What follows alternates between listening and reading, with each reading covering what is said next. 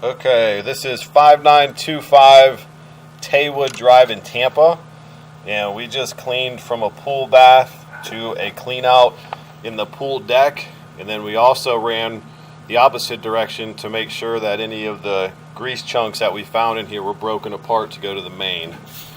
So we're going to pull the camera back. That's where the sink comes in. Right here on the top of us is where the toilet comes in, and in front of us is where the vanity comes in. So this is the bar sink that's out in the actual pool deck. That comes in on the left hand side.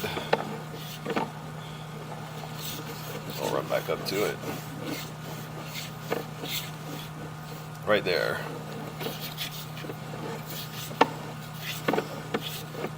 So we'll go through a 45-degree fitting. That's going to start shooting us over towards where the clean out is. You can see that there's no more big chunks of grease in the line. Everything looks really good. There's another 45. It's just going to straighten the pipe out coming over to where the clean out is.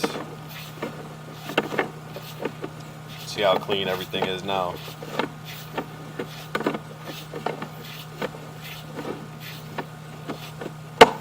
This was full of gray, white chunks of grease when we started. We only could get the camera in about 7 or 8 feet.